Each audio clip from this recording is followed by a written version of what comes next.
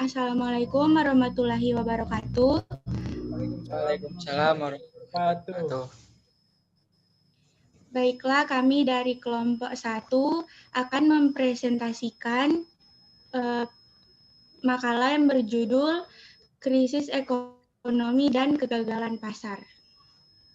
Next, Bang.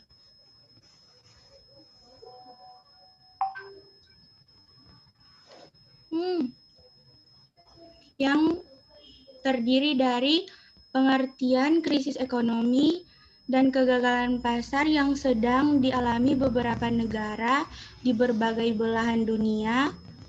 Kedua, peran pemerintah dari berbagai negara di belahan dunia mengatasi krisis ekonomi, juga menanggulangi kegagalan pasar pada masa sebelum dan sesudah adanya pandemi COVID-19.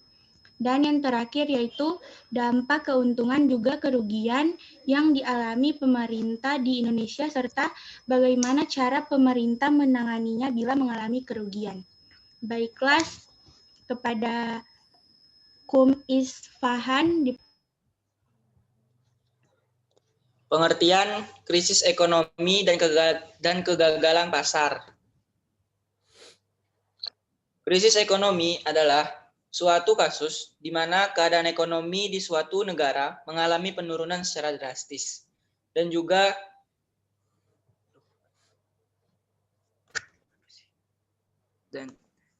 ketika suatu warga negara tidak lagi mempercayakan urusan keuangan negara tersebut kepada pemerintah. Secara umum, negara yang menghadapi keadaan tersebut akan mengalami penurunan PDB atau produk domestik bruto, yakni gejala yang muncul saat krisis ekonomi. Biasanya diawali oleh penurunan belanja dari pemerintah, kemudian jumlah pengangguran yang melebihi 50% dari jumlah tenaga kerja. Selain itu, terjadi pula kenaikan harga pokok yang semakin meroket, penurunan konsumsi yang rendah, penurunan nilai tukar yang tidak terkontrol, dan penurunan pertumbuhan ekonomi yang drastis. Dalam krisis ekonomi dibagi menjadi beberapa teori, antara lain teori siklus bisnis atau siklus ekonomi, yakni di mana siklus dapat terjadi dalam jangka pendek, jangka menengah, atau jangka panjang, tergantung pada sistem ekonomi yang dianut dan penyebab siklus dalam suatu negara. Kemudian teori inflasi. Teori inflasi secara sederhana diartikan sebagai meningkatnya harga-harga secara umum dan terus-menerus. Kenaikan harga dari satu atau dua barang saja tidak dapat disebut inflasi, kecuali bila kenaikan itu meluas atau mengakibatkan kenaikan harga pada barang lainnya. Next.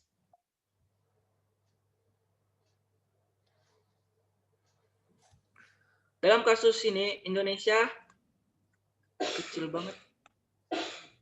Dalam kasus ini, Indonesia mengalami beberapa masalah ekonomi yang pernah terjadi. Bisa kita lihat pada gambar berikut. Pada tahun 1960 sampai 1965, Indonesia mengalami inflasi sebanyak 635%. Kemudian dilanjut dari tahun 1997 sampai 1998, yakni penyebabnya karena masalah ekonomi Asia dan dinamika politik, di mana pada saat itu $1 Amerika Serikat yang harusnya 9.000 naik menjadi 16.650 pada bulan Juni 1998. Kemudian lanjut pada tahun 2008, masalah ekonomi dengan Amerika Serikat, di mana dolar Amerika Serikat pada saat itu yang harga awal pada tahun September 2008 yakni 9.181 menjadi 12.000 pada bulan November 2008. Kemudian pada tahun 2013 sama seperti sebelum-sebelumnya, yakni di mana $1 Amerika Serikat pada bulan Mei 9.763 dan pada bulan Agustus menjadi 10.723.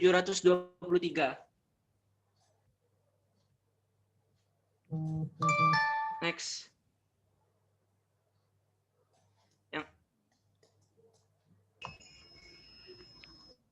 Selanjutnya yaitu kegagalan pasar. Selanjutnya yaitu Kegagalan serahkan pada Putri.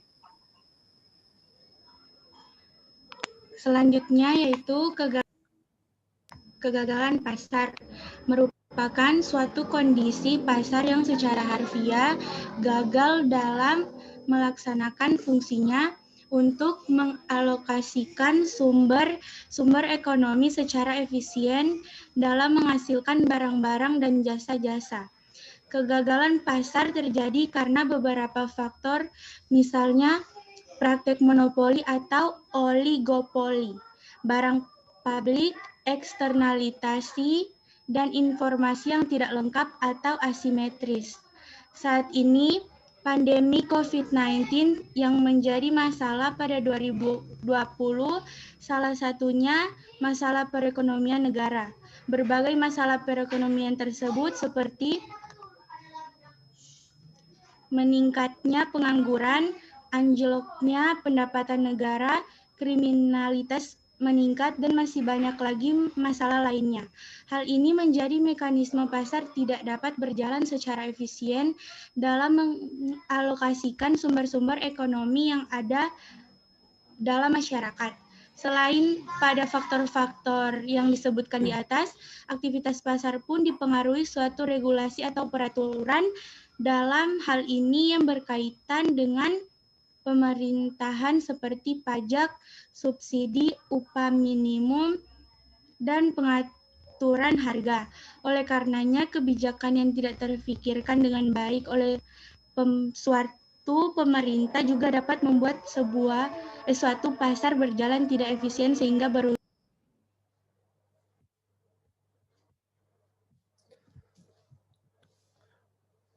Selanjutnya dipersilakan kepada Iqbal.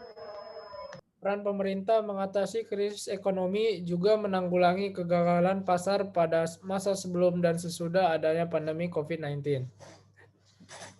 Peran yang harus pemerintah lakukan dalam skenario terburuk COVID-19 ini sangat berbeda dengan krisis ekonomi dan keuangan yang sering terjadi. Krisis ini dipicu oleh wabah yang menghambat kegiatan perekonomian.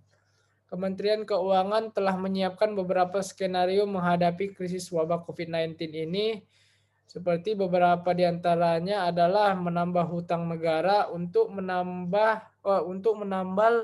defisit anggaran dan pemerintah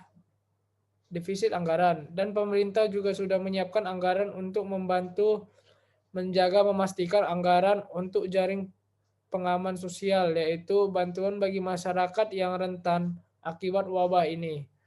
Saat ini juga ada beberapa negara yang sudah bisa mengatasi krisis ekonomi serta kegagalan pasar yang telah dihadapi, yaitu seperti Cina, Jerman, Jepang, dan Amerika Serikat.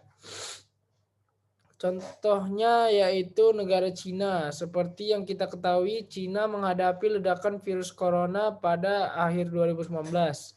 Secara keseluruhan, produk domestik bruto turun hampir 7% pada kuartal pertama. Sejauh ini, Bank Sentral Cina telah mengambil tindakan relatif yang sederhana dengan mengurangi persyaratan cadangan untuk bank dan memungkinkan mereka untuk meminjamkan 80 miliar dolar AS kepada pelaku bisnis yang kesulitan. Namun kebijakan itu akan memangkas suku bunga di bulan-bulan yang akan datang.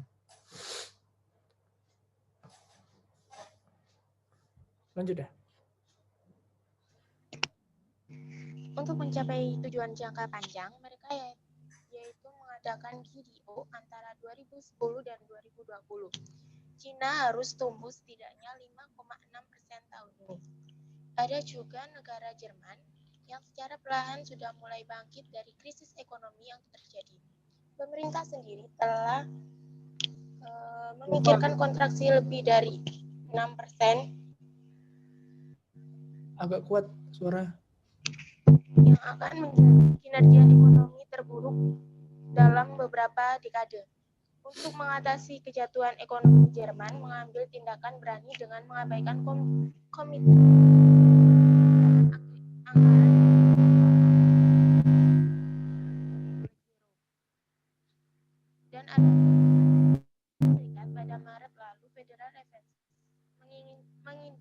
mengindikasikan bahwa mereka akan melakukan apapun untuk mendukung perekonomian dan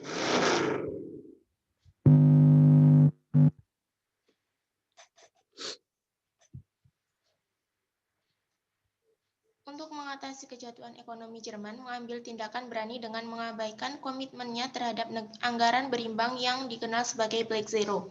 Dan adapun Amerika Serikat pada Maret lalu, Federal Reserve mengindikasikan bahwa mereka akan melakukan apapun untuk mendukung perekonomiannya dan menyediakan likuiditas. Di antara tindakan bersejarahnya adalah memangkas suku bunga hingga mendekati nol, mengurangi persyaratan cadangan bank menjadi nol, membeli hampir 2 triliun dolar Amerika Serikat obligasi Treasury, dan sekuritas membeli utang perusahaan kota serta memperluas kredit darurat ke non-bank. Di sisi fiskal, Parlemen juga meloloskan paket stimulus 2 triliun dolar Amerika Serikat. Langkah itu termasuk memberi bantuan langsung hingga 1.200 dolar Amerika Serikat kepada perorangan. Ratusan miliar dolar Amerika Serikat dalam bentuk pinjaman dan hibah untuk bisnis, meningkatkan tunjangan pengangguran, serta memberi dukungan untuk rumah sakit dan penyediaan layanan kesehatan.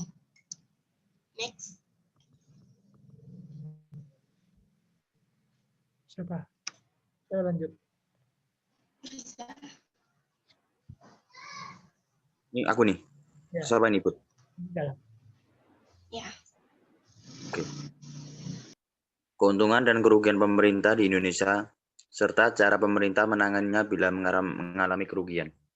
Saat ini pemerintah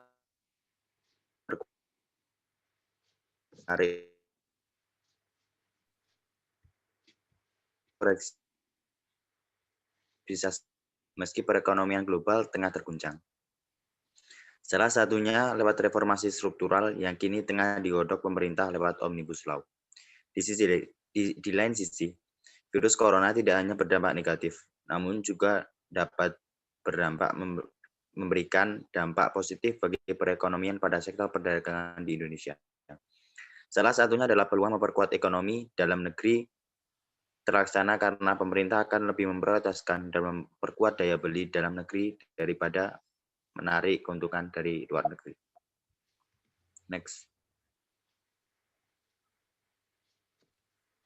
Dampak ekonomi virus COVID-19 maka disikapi dengan hal berikut. Penanganan terhadap dampak ekonomi dapat dilakukan dengan dua pendekatan, yaitu dalam jangka pendek dapat mengoptimalkan pengelolaan destinasi wisata dan melakukan manajemen layanan yang unggul, terutama untuk destinasi wisata dengan segmen pasar wisata Nusantara.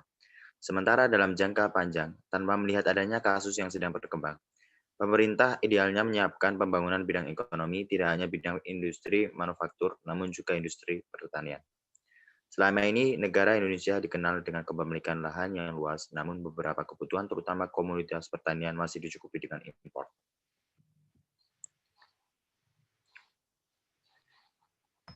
Baiklah, sekian presentasi dari kami. Wassalamualaikum warahmatullahi wabarakatuh. Warahmatullahi wabarakatuh.